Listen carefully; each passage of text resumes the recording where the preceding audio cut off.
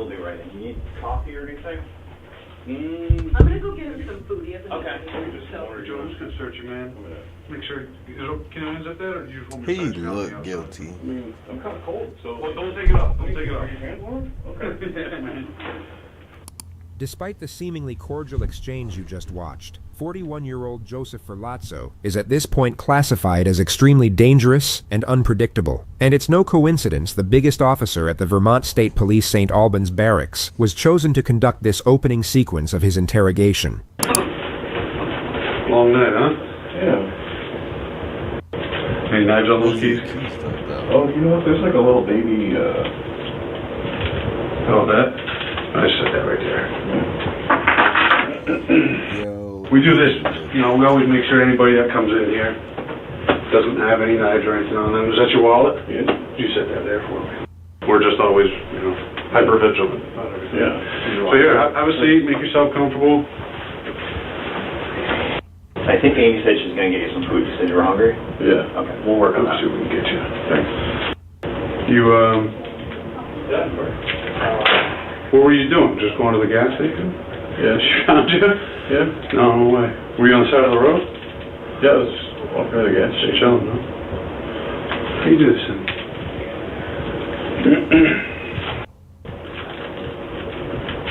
That works good. Keep moving. Cool, man. What's happening? That works. Imagine for a moment being told to go into a room with a man who just viciously murdered his wife, but act as if he has done nothing wrong, as though he were a harmless stranger in need of assistance. Your outward demeanor must show no judgment, no suspicion, and certainly no fear. While maintaining such an artificial calm in front of such an unpredictable threat, many people would jump at the sudden clatter of metal from his pocket knife being tossed across the table. And while this officer reveals the smallest crack in composure from the sheer abruptness of it, he immediately blends into the moment and maintains the desired atmosphere. That works good. Keep moving. Cool, man. What you're seeing here from the officer is deception, 100% pure choreography, and a particular form of psychological maneuvering that just so happens to work perfectly with this individual's personality. Anytime Joseph tries to be funny or charming, the officer responds in the appropriate manner to protect his ego. You will notice he completely strips the atmosphere of its gravity and ensures there is no tension or awkwardness in the exchange. The reason this works so well in this specific circumstance is because Joseph Ferlazzo, in our opinion, is a raging fucking narcissist. He's so incredibly susceptible to the external validation from the officers that he genuinely seems to believe they've taken a strong liking to him, and that he's able to control the environment through his super chill, laid-back personality. To give you some context, Joseph will go on to plead not guilty to all charges. So let's briefly jump ahead 3 years to his trial, and hear in his own words how he supposedly ended up in this interrogation chair. Please be seated, everyone. Does the defense wish to present a case, Ms. Jan? Yes, thank you. We call Joseph Ferlazzo. Okay.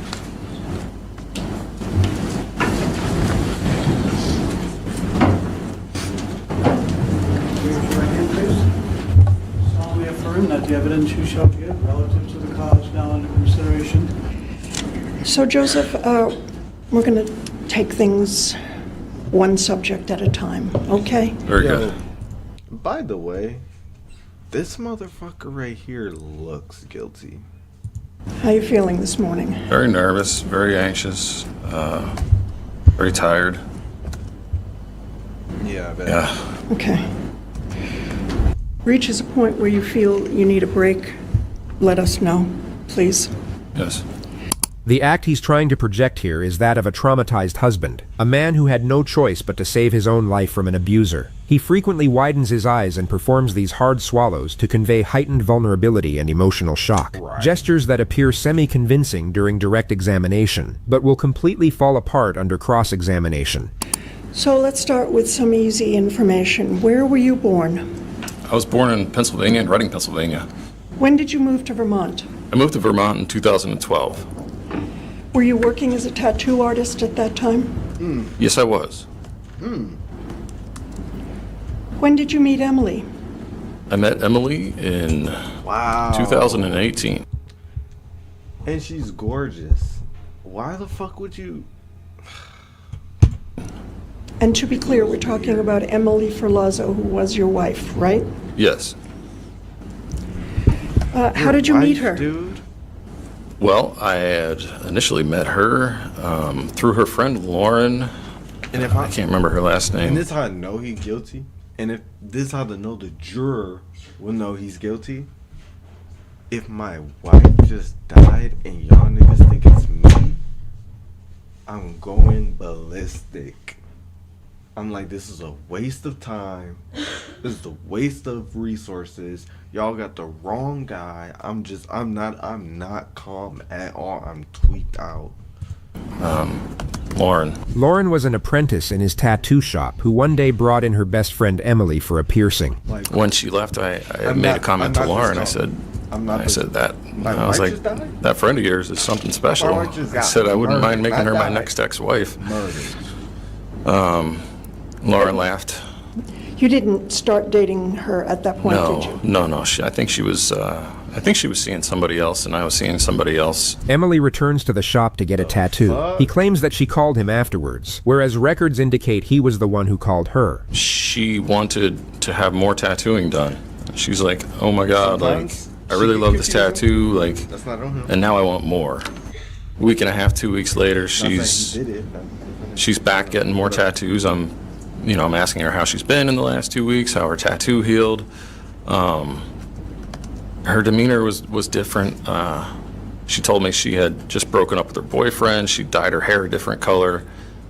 She was extremely flirty, and I was receptive to that. I was like, wow, like, you really seem like pretty open today. Like, and I asked her if she wanted to go have a motorcycle ride and see a tour of some of Vermont. And did she? Yes, she did. Yes, we took a motorcycle ride that evening.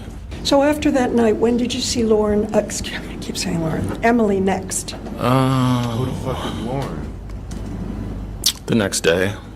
They hung out every day for the rest of the summer and eventually got married in October. So you were happy?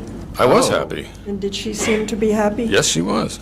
Oh, they wasn't married at the time. And What he's during talking about. these first few months of your relationship,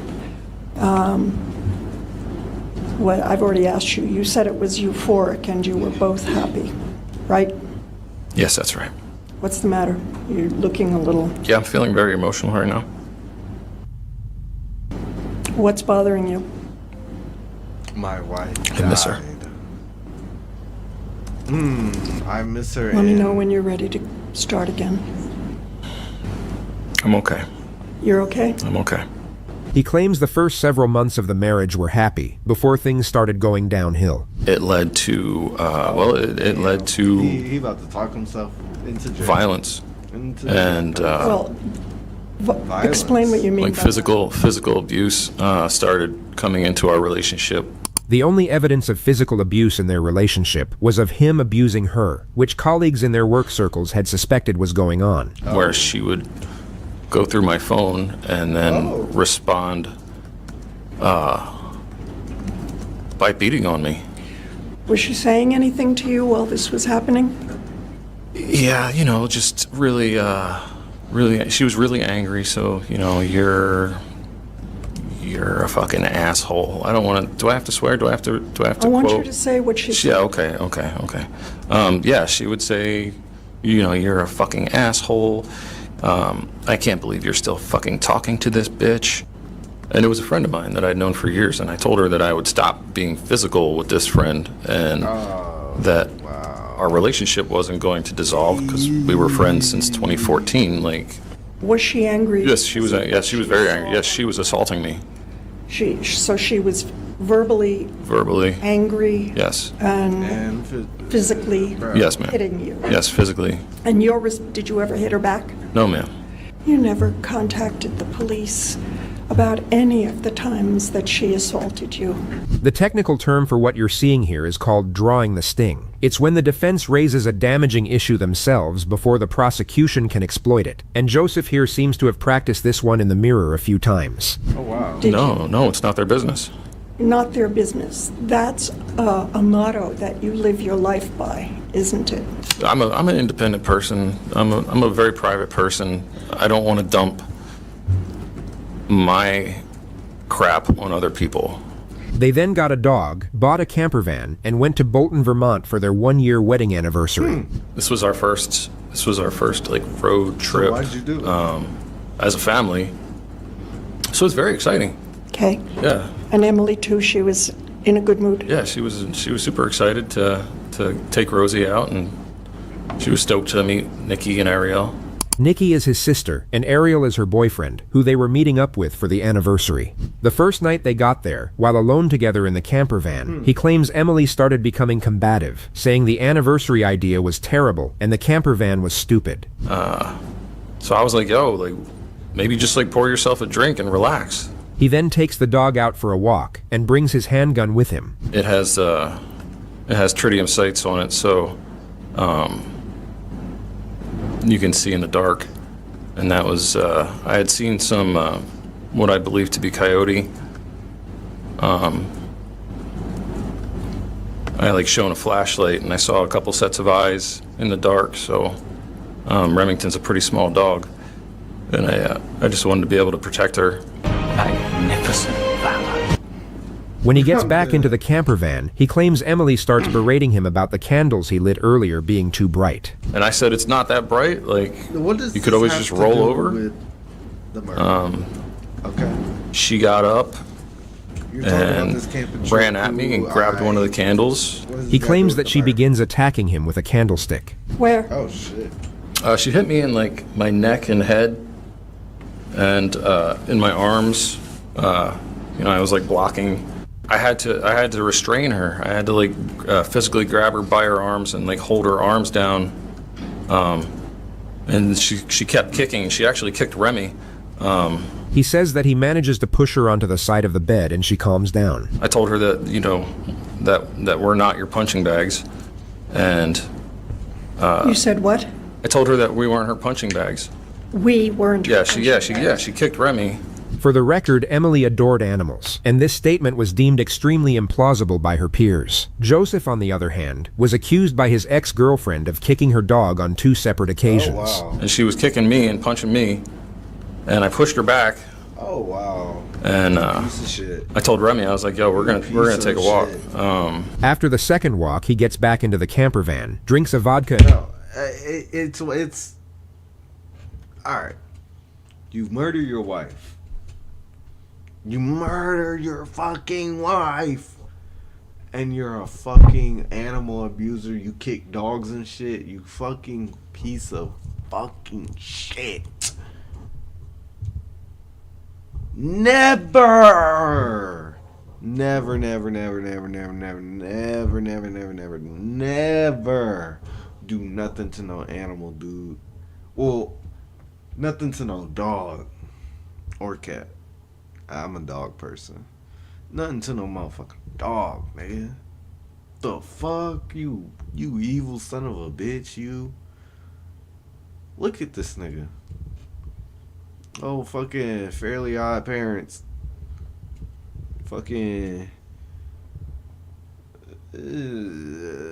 Fuck you. Coke, then starts getting into his side of the bed. So I was climbing over her, and she shouted, "Fuck off!" Less.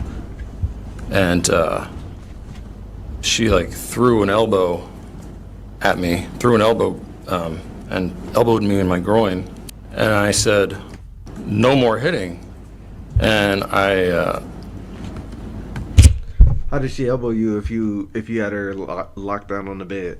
so we had like a bunch of throw pillows that we like lined around the bed, like the top of the bed where we slept. Come on, I'm picking this nigga. So one of the throw pillows was right there, and I swatted her with the throw pillow, and I said, "Stop hitting."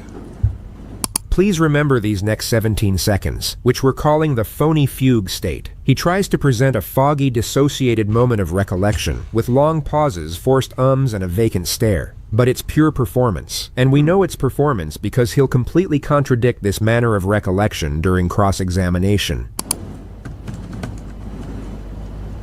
And that's when it happened. What happened? She said, "That's it. You're dead," and she threw her arm under her pillow. He's saying self-defense. He earlier made the claim that both him and Emily slept with handguns under their pillows, also deemed highly implausible by witness testimony. And she pulls her hand out with the Taurus. Atlas AI voiceover feature allows you He to is turn so your words capped. into voices you never out. thought you had. He is so capped out, dude. And How were you feeling? I was feeling horrified. Just Were like, you afraid? I was terrified. Like, there was like as soon as I saw that, like, I just felt like this like wave of heat, like just like red hot. And she started like pushing her body up in an instant, and I'm like, no, no, no, no, no. And like I don't know, like she wasn't stopping. And I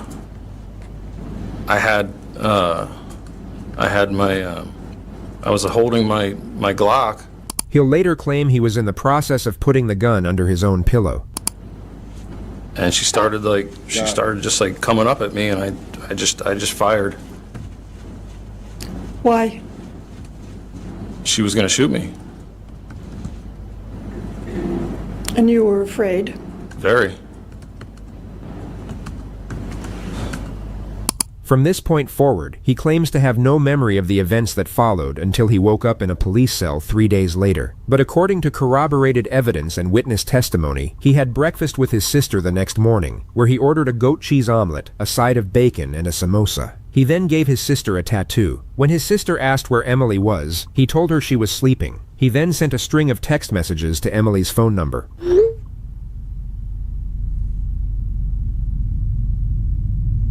The next day, he went to a bonfire party, where he was seen taking bong hits and doing keggers. Later that same evening, he would send Emily another series of text messages.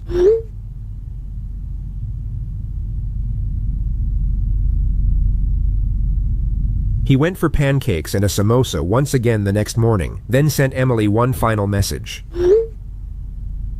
It would be shortly after this message that Emily's mother asked Joseph where her daughter was and why her phone had been switched off for so long. He told her they had gotten into a fight and that he hadn't seen Emily in roughly 2 days. Emily was then reported missing.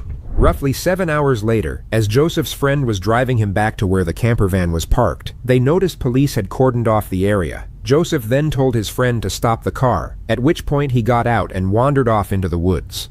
His next known location was at a maple fields 10 miles away roughly 14 hours later, where by pure happenstance he was spotted by a police officer. And what was he doing? He was getting a drink out of the cooler and sort of stepping back from the cooler at that time. Did you recognize the male? When he closed the door to the cooler and he turned around and we made eye contact, I was like, wait, I know this person. In that moment, I couldn't figure out where or why. My brain was still trying to catch up with me. But I knew I recognized him.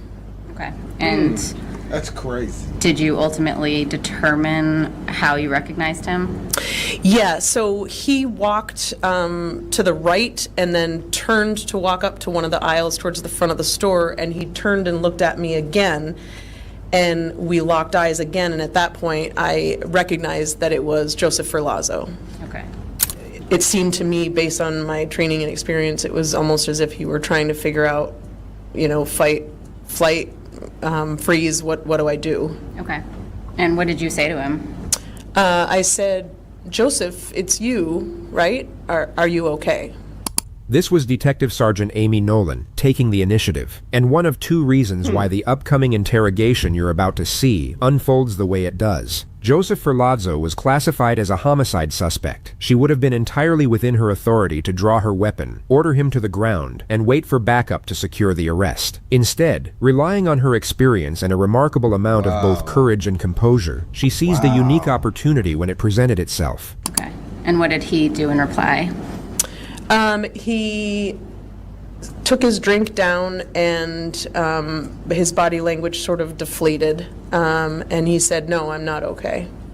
She very gradually explains that he's not in trouble and not under arrest, but feels it could be a good idea for him to accompany her back to the police barracks. And so did you bring him back to the barracks?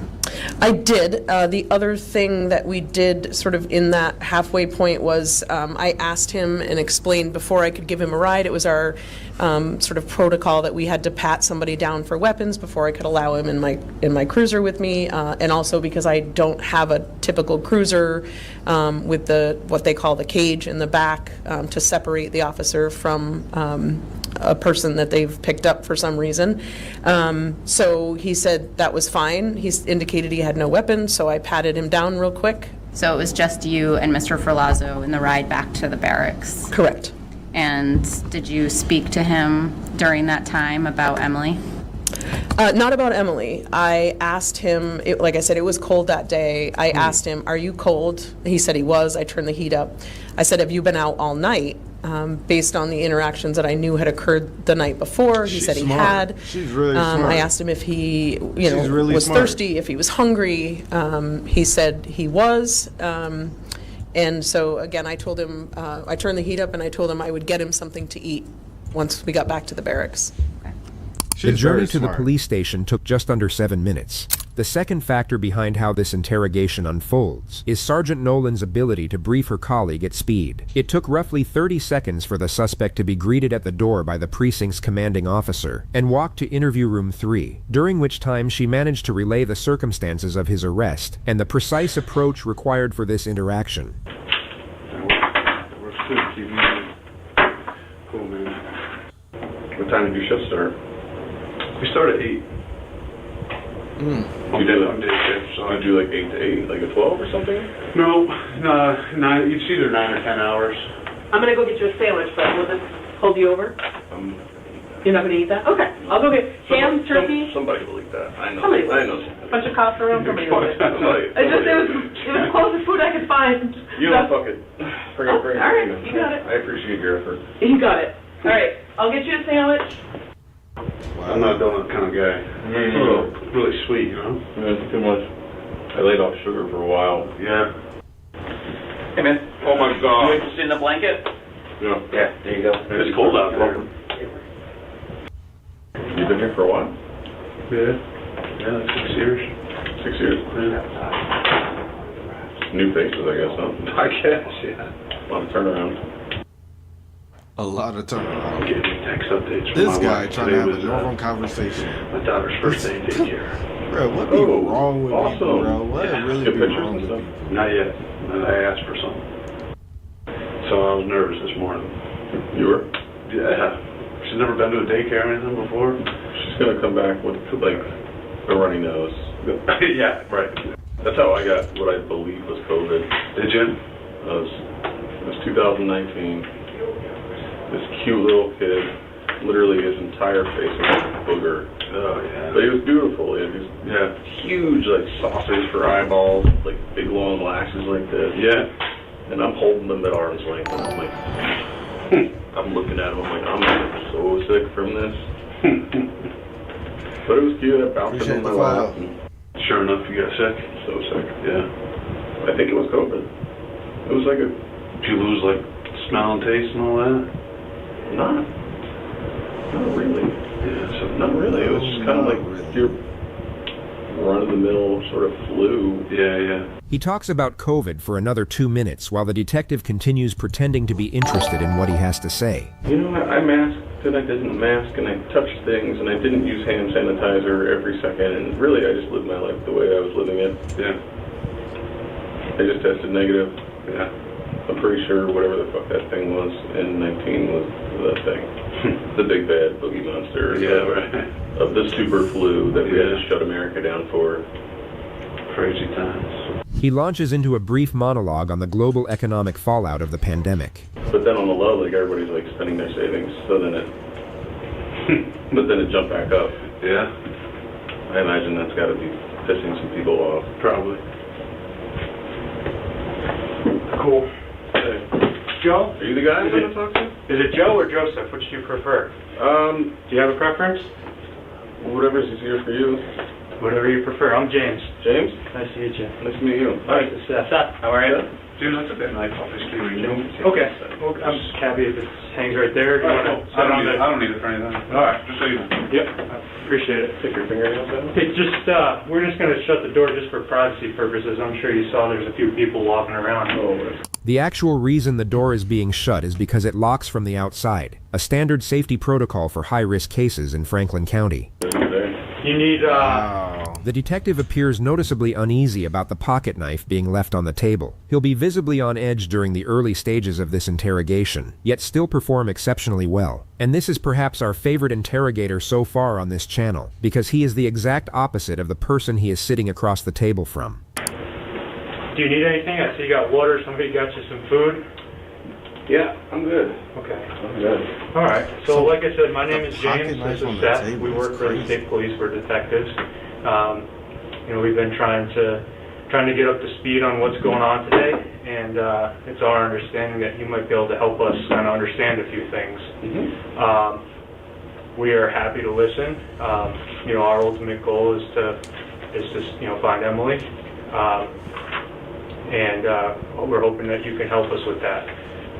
Before we get going, I just want to be fair to you. Obviously, we're here in a state police barracks, right? And I just said we're the state police.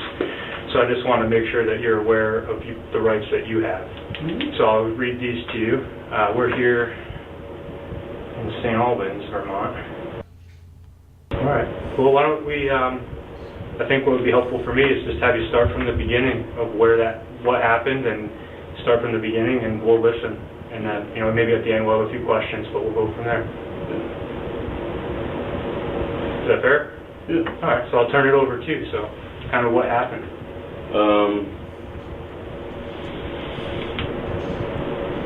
Yeah, get your story together, man. So I came to Vermont. I was living in New Hampshire for like the last 2 months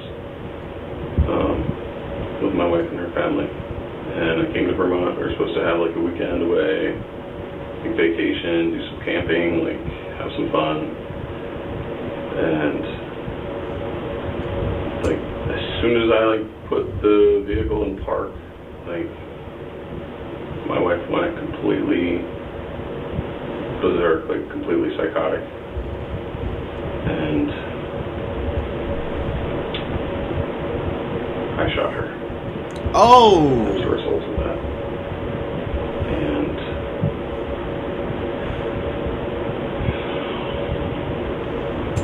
whoa! now here we are. So. All right. Can you, where did that happen? Bolton, Vermont. Okay. All right. So, I guess my next question is, when did that happen? What? He says it happened early on Friday morning at the Bolton Ski Resort, which is 4.5 days prior to this moment. He then makes a passing comment about, quote, cleaning up after the incident. I don't know. I don't know anything past that. Okay. Describe what you mean when you say you cleaned up. There was like blood coming out of her head, so I like put a bag over it. Actual blood. And, okay. Cleaned up. There was blood on the pillow, so I just bagged everything up. Okay. Where's Emily? She's in the bus. Where in the bus? In the bathroom. She's in the bathroom. I haven't been in the bus. So can you describe the bus for me? Like, what's the layout? You walk through the doors. Bathroom and a kitchen and a bed. He draws out a diagram of the inside of the camper van. Okay. And so after you kind of clean up and you put Emily in the bathroom, what do you do?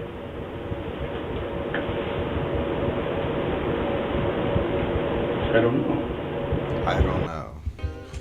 Then You lock asked for this, more ways to create, Lock this so we- nigga up, bro. Lock this nigga up, bro. I had some breakfast with my sister. Had some coffee and some breakfast with her. Okay. Tell me about that. I had some coffee and some breakfast with my sister. In the Airbnb? The coffee was in the Airbnb, and then we ran down the street for some breakfast. Okay. Did you talk about what had happened? No. No? No, I was meeting her new boyfriend, so. Okay. All right. Did they ask about Emily? Yeah.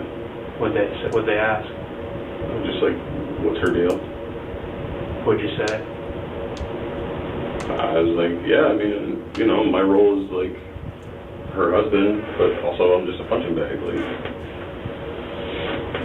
And did they ask where she was when you went out to breakfast?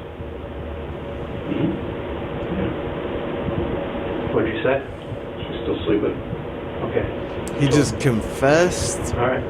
to murder. Through a series of unrelated tangents there's a pocket before getting knife to the on the moment table. when his friend was driving him back to the camper van, and he saw the police officers waiting outside. And like, I was turning the car around, and I was like, listen, I'm gonna jump out of this car, so like, I can't do this right now. I just need some air. Like, I can't breathe. I'm like overheating. Like, so I got out, and that was it. He drove away. Where'd you sleep last night?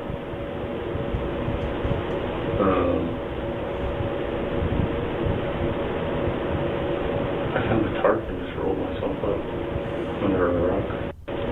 It was dark. This nigga be I just heard the tarp blow, and I wrapped myself up. I was freezing and shivering. Found a place that was like, it was crazy windy, 40 degrees, so I was just trying to stay warm. Okay. I was just wandering aimless and. Well, I appreciate you telling me all that and kind of doing the time span from Friday when you got to Vermont to kind of how we ended up here today. Do you have any other questions? Yeah, is that okay? What I'd like to do is really focus in on Friday itself and the incident with you and Emily, and kind of go over that with a little bit more detail. Is that fair? So, my understanding from what you told me is that you got into Vermont between 7 and 8 p.m. The initial release of the interrogation footage Nigga's cuts such a out at this motherfucking moment. liar. What we know is that they decided to take a break, and Joseph went to use the bathroom.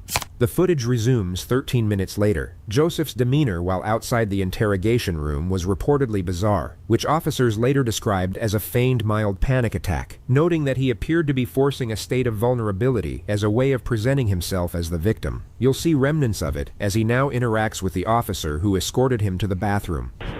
Need anything else? Are you good? Some company? Yeah, I'll stand right here. Absolutely. Can you come sit? Yeah, Yeah? I'll sit with you. What's your name? I'm Sam. Sam? Yeah. Nice to meet you. I'm Joseph. Nice to meet you. Are you the individual that sort of comes in during the breaks and sits with Mr. Ferlazzo? Yes, I am. Yeah, I'll sit with you. Thank you.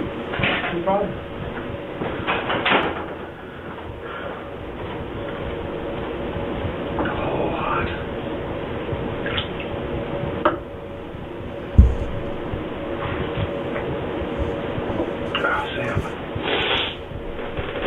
How long have you been in Vermont? I've been in Vermont my whole life. Yeah? Yeah. I've been with the state police for almost 24 years now. Oh, wow. Yeah. That's awesome. Yep. What's your favorite part of doing this? A very interesting detail of this moment is that Sergeant Truex could not once recall being asked such a simple question in his 24 years of service. He hadn't once been to therapy, and remarkably can't remember a single moment where he actually sat down and reflected on such a straightforward concept. So the fact that the moment finally arrives from a psycho murderer playing with his food makes his forthcoming pause of contemplation somewhat absurd, yet absolutely compelling. Just trying to do the best we can for people's families, probably. Yeah, it's super important.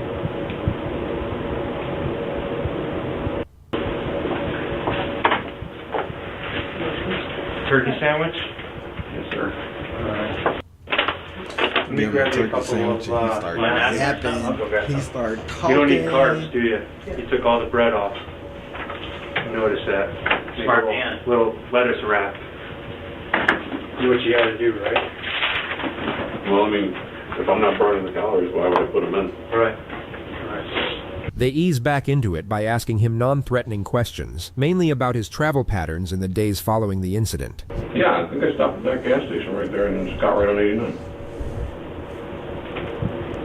Okay. Yeah.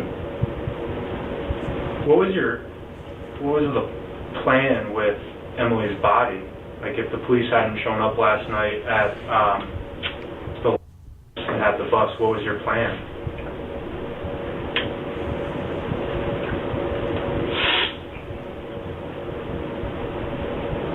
I didn't really have a plan.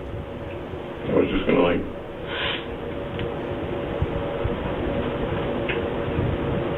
take it into the woods and drop it off.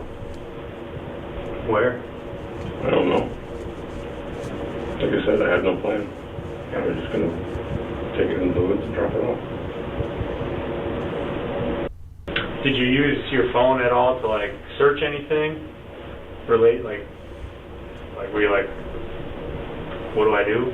That kind of thing? Did you do any like Google searches or Safari searches about what you should do? No. Didn't look up anything? No. Okay. Just asking. Yeah, no. Trying to make sure. That's a normal question. Did you use your phone to search anything this past weekend related to what happened on Friday? Mm-hmm. No? No, I didn't have any questions. Okay. I didn't. Nothing that I was like, ooh, I wonder what the other humans do. Like, I didn't. When you said earlier that you put the bag over Emily's head, did you just put it over her head or like her whole body in a bag? Now her body's bagged up. Her whole body's bagged up? Now her Describe body's that. bagged up. What type of... So, I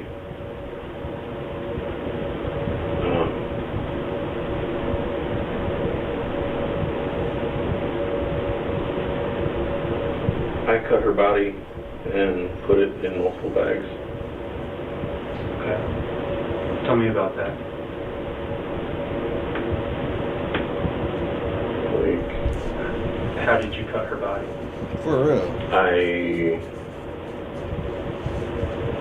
used a saw and So cut she her beat you and all that body stuff, so you into shot her in the head smaller- and cut her... Shot her in the head and cut her body parts off.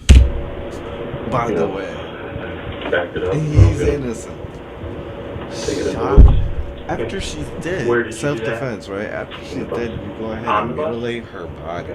Where's the saw? On the bus. What kind of saw is it? Describe it to me. Hand saw. Just a hand saw? Who the fuck does that? Did you carry any out into the woods? Mm-hmm. Every piece of Emily's body is still in that bus? Where I made the little circle in that little paper. Okay. That's important. Mm-hmm. You can't, like it's gonna be a closed casket for the family because of what you did. They can't even see their daughter, their sister, their whatever.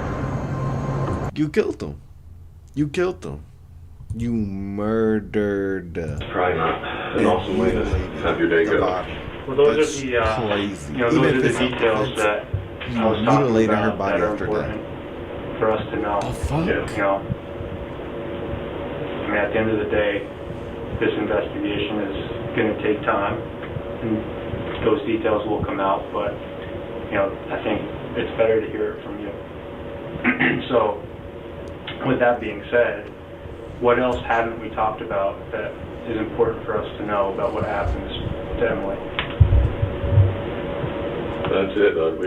We talked about all of it. That's it. I don't know what else to tell you. Like, That's it. Yeah, that is it. That's a So I think we're going to step out for a minute. Do you need more Let me get it. coffee or water or anything? no, I have both. You have both? You have to use the bathroom? No. Okay. I think those are your chips. No, you can eat them. I don't eat chips. Oh, you don't? Oh, hell no. Starches. You don't eat any starch? Does it play games with your stomach, or you just don't eat it? No, I mean, if I was going to go hiking, maybe, if I needed it, but I'm sitting here, not doing anything. Like, I'm just sitting here not doing anything.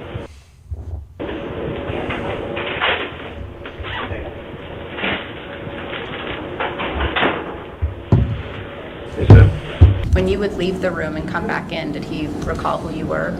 Yes.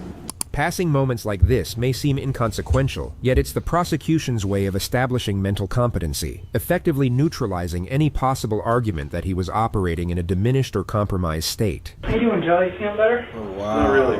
No? Not really.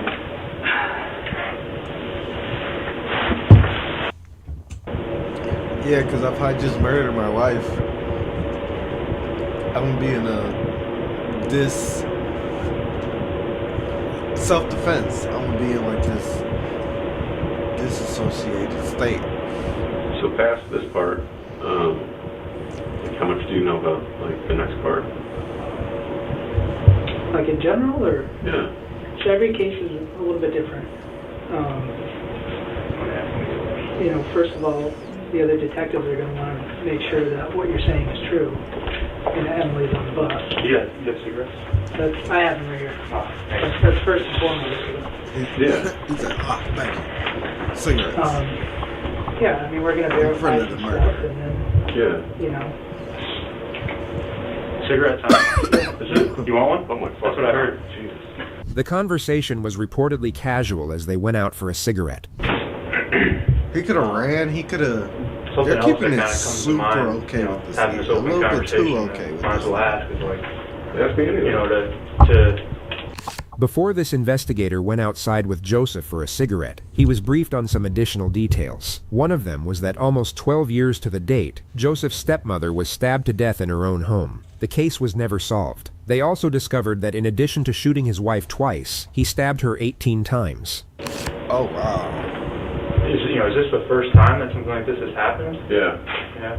Yeah. As you would. It seems like pretty. It's awful. Pretty in depth. It's fucking awful, dude. Like, I don't know if it was you or if it was Sam, but if you would have talked to me a week ago, it would have been on the top of the list of things that I would never do. Yeah, okay. Yeah, fucking okay. You just killed your stepmom. You're a murderer. You're a serial killer. You kill more than once, you're a serial killer. Like nonstop. Like morning to night. Emily was upset because the location he chose for their one-year anniversary was the exact location his ex-girlfriend was staying, and that's what he's currently talking about. And I don't know what the hell happened. It was just like a complete change. That's crazy. This dude is not right in the head, Right. yo. Well, why don't we go see where they're... Yeah, and let me just put your name in here, okay? So it's Joseph, right? Yep. Wow. So this is Amy? I met him. We met. Oh, okay. So Amy, What do you need from me? Amy's gonna take your pictures. They first take pictures of his face, hands, and clothing. Okay, so I'm not going to do swabs of your hands, but, all right, so I have not watched your interview, but my understanding is that there was some kind of physical altercation with you and Emily, and that you may have been struck, hit, kicked, something like that. Right. Will you consent to me taking photographs of you without clothing on? And if you're not comfortable with it being me, I can have Robbie do it, to see if there's any bruising on you. I mean, we can get, like, I could do chest and maybe legs if you have underwear on.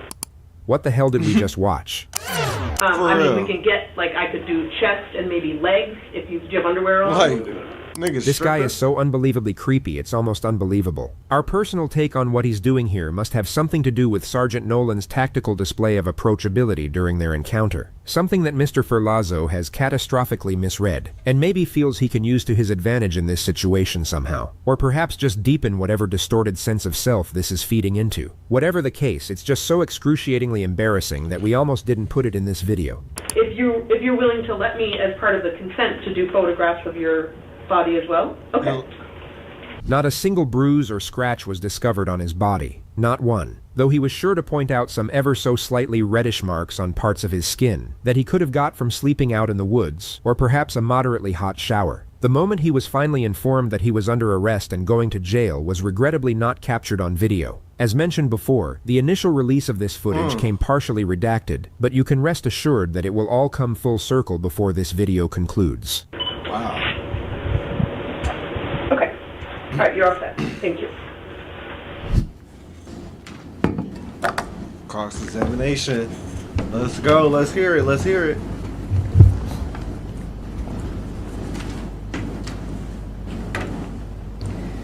The truth is that before leaving New Hampshire, you stopped at Market Basket.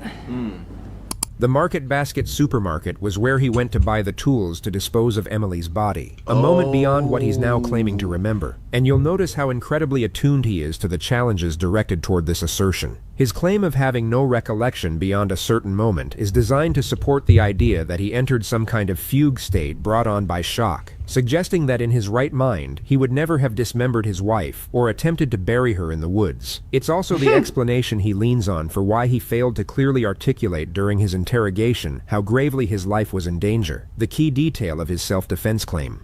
Right? I did see that, yes. That's the truth.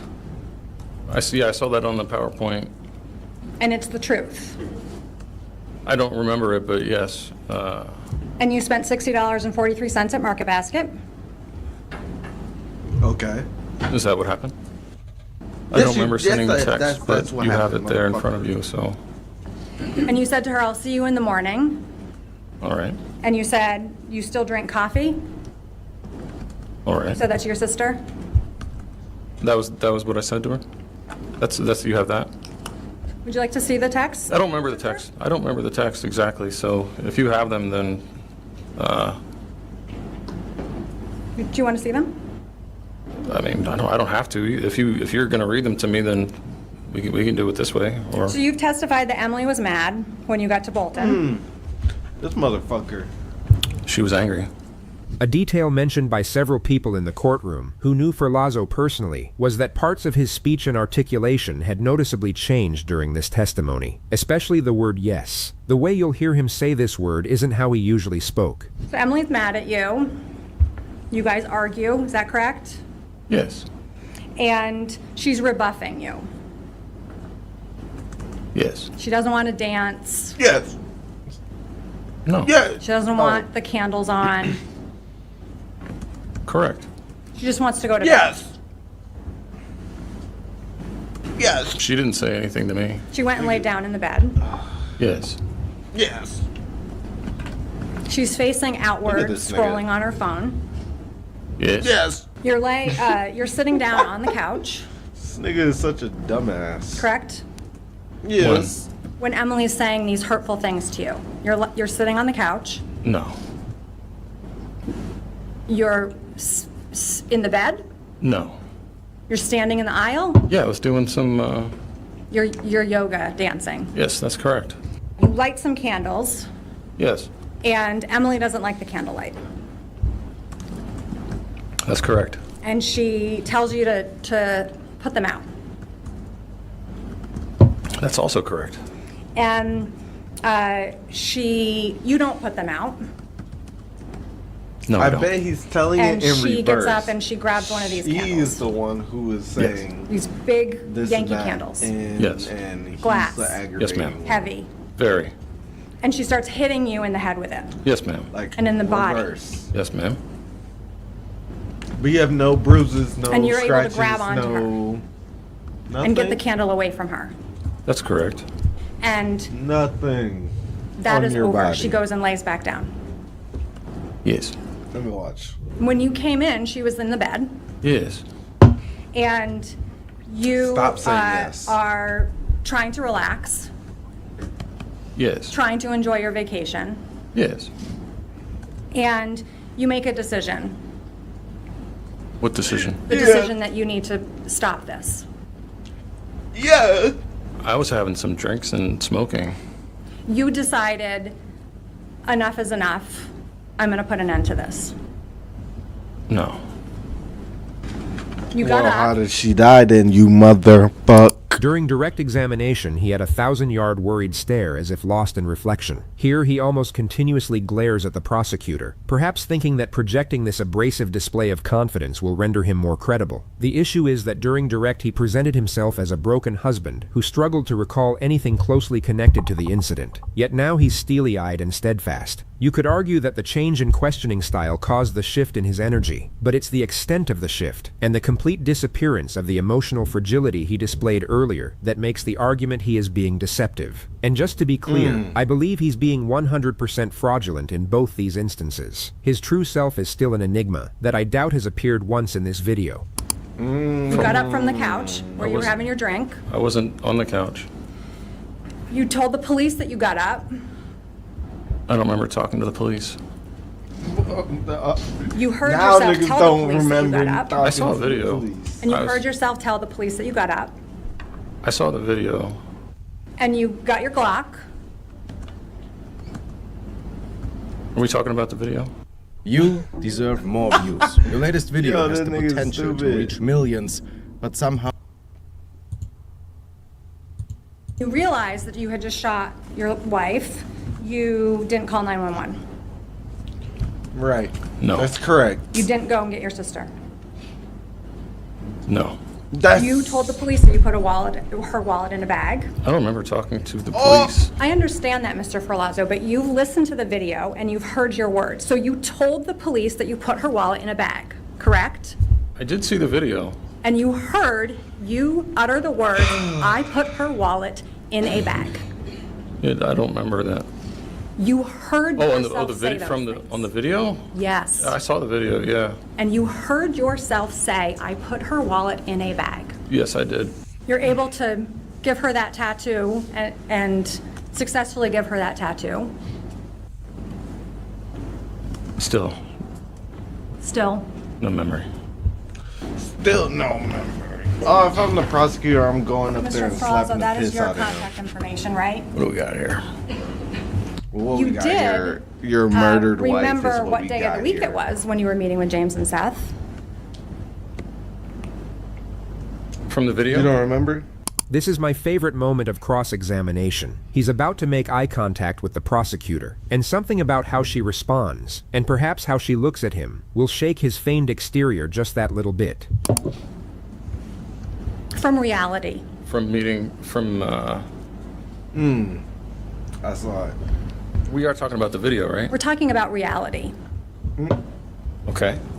So, Mr. Ferlazzo, we can agree that you lie.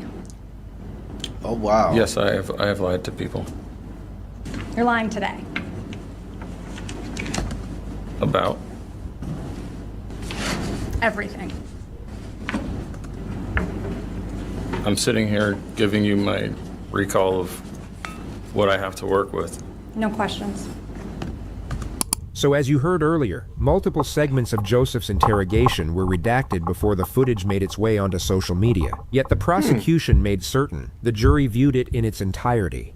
What you're about to watch is, in our opinion, the result of a potent mix of sleep deprivation, mental exhaustion, and an extraordinary lack of situational awareness, very likely enhanced by the calibrated framing that occurred during the opening sequence of his apprehension. He had spent the entire night freezing in the woods, likely terrified and in a state of panic, after coming down off a 3-day bender of drugs and alcohol. Then, while at his most depleted, he was met by a figure of authority who offered him warmth and understanding, followed by another reassuring encounter where the rapport seemed effortless and disarming. The focus of the moment was subtly shifted away from the horror of what he had done, onto his own inflated sense of worth and self-pity, followed by a continuous process of positive affirmations and ego reinforcement, all of which forged the environment and the oncoming result that occurred in the 3 previously redacted segments of footage you are about to watch. How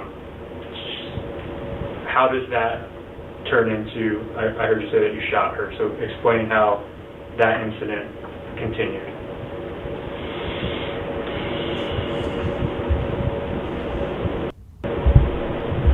I don't know. Something inside me said enough is enough. Oh, wow. Okay. Confession right there. Can you describe Emily when you shot her? Like, what was she doing?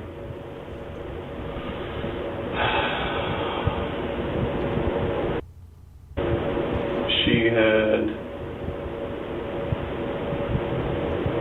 had stopped fighting and she had gone and laid down, and I went and jumped on top of her.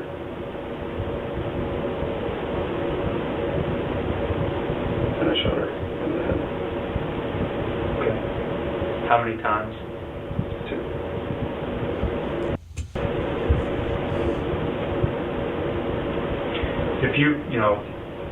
If you could talk to Emily's parents, is there anything that you would say? I mean, clearly I would apologize for I mean, clearly, I being would such a shit. apologize. But, What about Emily? huh? What about Emily? What would you say to Emily?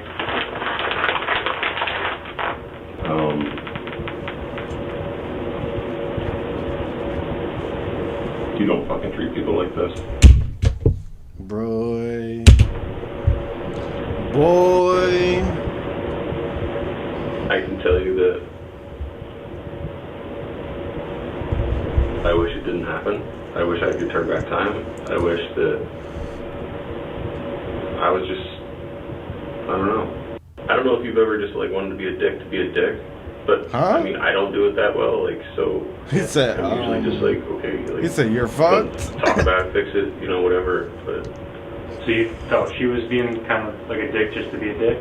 yeah, Okay. you know, like, I don't think that, you know what I mean, like, I suppose it would be like, if I told you guys and you're just both like looking at me, you know, but I'm sure you're thinking like, wow, this dude, what the fuck? You know, like, what pushes a man to do such a thing? Like, I would never do that. And not believe me, if you would have asked me last week, I would have said the same thing. Like, I don't think I've ever been in your shoes, though. Had Joseph Ferlazzo been met with immediate confrontation and transparency, none of this would have plausibly occurred. His demeanor and method of response from cross-examination is likely what you would have seen throughout this interrogation. Yet due to the powers permitted under U.S. protocol, he was guided to a place where he could no longer walk back from. Now, before moving on to the final part of this video, we need to explore the nuance of this particular element, and why that nuance matters. As many of you will know, the permitted use of deception in American policing is extremely controversial, as it's been known to put innocent people into prison through false confessions. Many of these cases have gone viral over the years, with perhaps the most recent involving Thomas Perez Jr. Well, this video is incredibly disturbing to watch. The man being interrogated is Thomas Perez Jr. He reported his father missing. Fontana police accused Thomas of killing his dad. It was August of 2018. Fontana police were convinced Perez's father had been murdered. They thought Perez appeared suspicious. It's really concerning to me that he hasn't been back yet. They asked Perez to come to the station, and that's where they turned a missing person case into a 17-hour interrogation. You murdered your dad. No, I did Yes, you not. did. Yeah, yes. Daddy's dead because of you. We just told you we found your dead dad, and you don't give a They even brought in Perez's best friend to try and get a confession. Dude, they got you on murder, Dad. They got you on murder. Impossible. When that didn't work, detectives brought in Perez's dog. You killed him, and he's dead. And your dog is sitting here looking at you, knowing that you What? killed your dad. Did you stab him? What is wrong with these niggas? I didn't think that I did. I didn't What think if that you I did? did? Where would you Wait, stab him? what? Might have been the belly. They learned that What? Tom's father was alive and well and was at LAX airport ready to take a flight to go visit his sister. Steering filed a civil rights lawsuit in federal court against the city of Fontana, and the suit was settled for nearly $900,000. Good.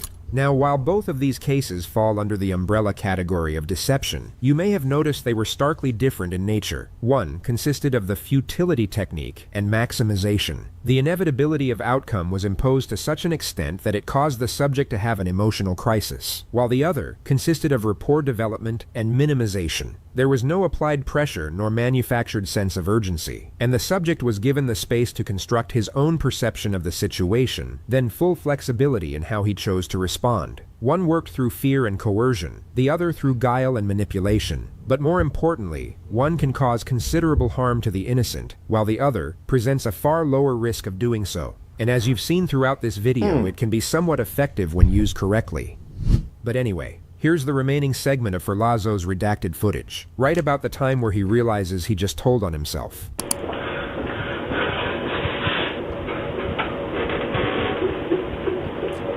Oh, shit. I gotta pee. Nah, nigga. Knowing full well exactly where she is and what he has done to her. He texts her phone one last time. You're an asshole. I don't deserve this shit.